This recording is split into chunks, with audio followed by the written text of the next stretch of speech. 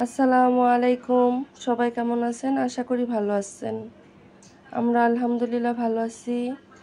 আজকে আপনাদের সাথে শেয়ার করব কক্সবাজারের গইনা শুটকি ভুনা কিভাবে করতে হয় বা আমরা কিভাবে করি এই রেসিপিটা। প্রথমে আমি শুটকিটা ছোট ছোট পিস করে কেটে নেব।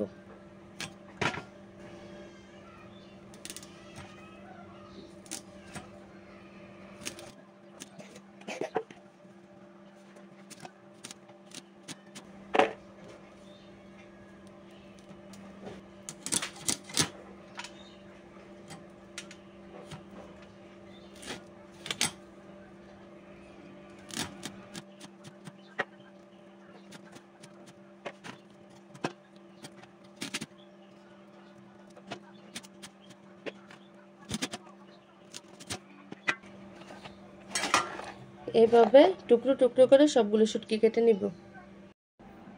সবগুলো শুটকি আমি একদম ভালো করে কেটে নিচ্ছি। শুটকিগুলা এভাবে কাইটা নেওয়ার পর এখন আমি এগুলা টেলে নিব। চুলাতে আমি একটা কড়াই বসাই নিচ্ছি, কড়াইটা গরম হয়ে গেছে। শুটকিগুলা দিয়ে দেবো শুকনা খোলায়, শুটকিগুলো ভাজবো।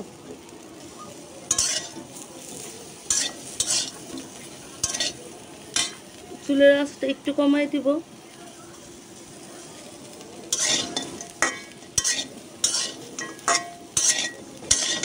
আস্তে আস্তে আমি ভাজা নিব শুটকিগুলা।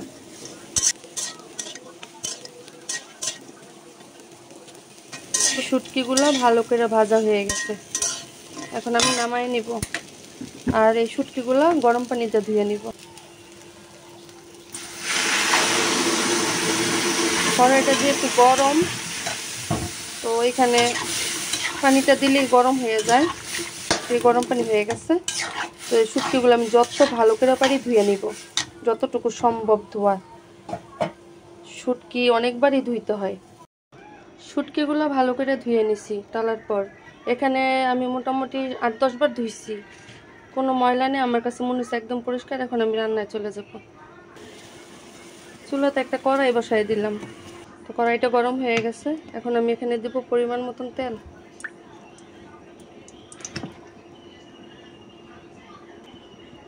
তেলটা গরম হয়ে গেছে, তো এখানে বেশ অনেকগুলো পেঁয়াজ আর রসুন, অনেকগুলো রসুন আমি এখানে কাইটে নিচ্ছি। এগুলো আমি এখন তেলে দিয়ে দিব দুইটাই।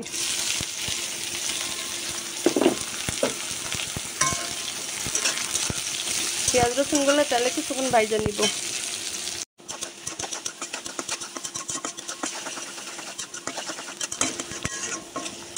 পেঁয়াজগুলো আরও কিছুক্ষণ ভাজা নিব। এখন আমি এখানে দিব লবণ, এখন দিব হলুদ, দিব মরিচ। যেহেতু আমরা জাল কম খাই তাই জাল কম, আর যারা বেশি খায় তারা যতটুকু প্রয়োজন মতন তারা দিতে পারবে। ধনিয়া গুঁড়া,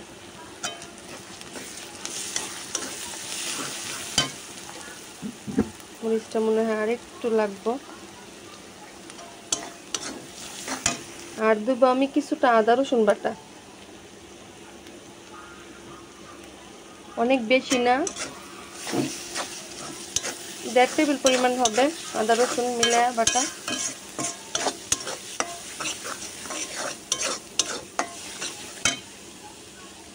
কষাই নিচ্ছি, এবার একটু পানি দিয়ে কষাই নিব মশলাটা।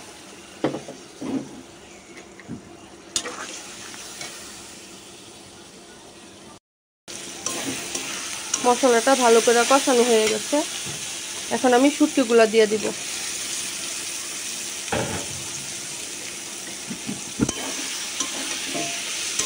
শুটকিগুলা দিয়ে একটু কষাই নিই।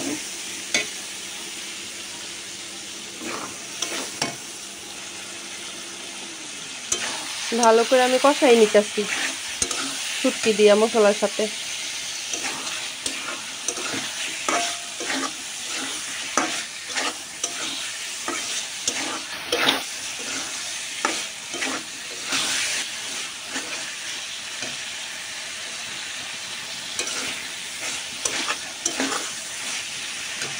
এখন দিয়ে দিব পরিমাণ মতন পানি।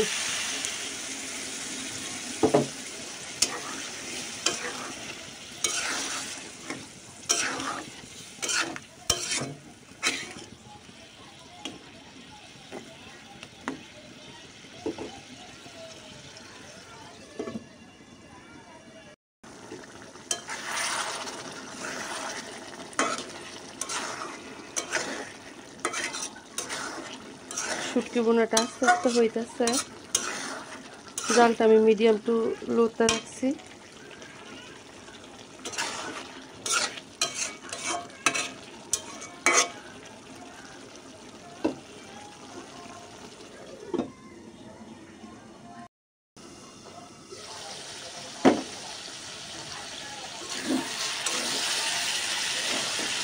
শুটকি বোনার পানিটা একদম শুকিয়ে গেছে, তাও আর একটু নেড়ে চেড়ে ভেজে নিব।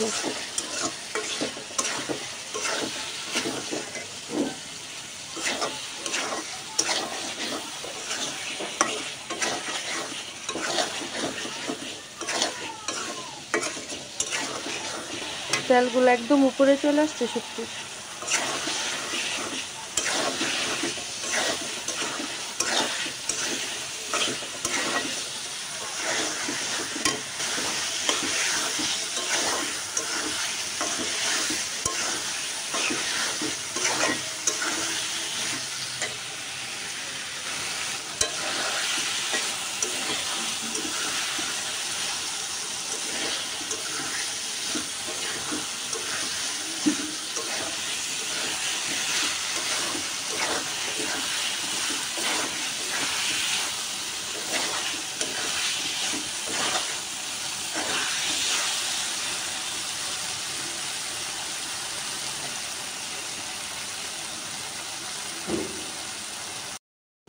শুটকি বোনাটা হয়ে গেছে, আমি নামাই নিছি। সবাই ভালো থাকবেন। আসসালামু আলাইকুম, আল্লাহ হাফেজ।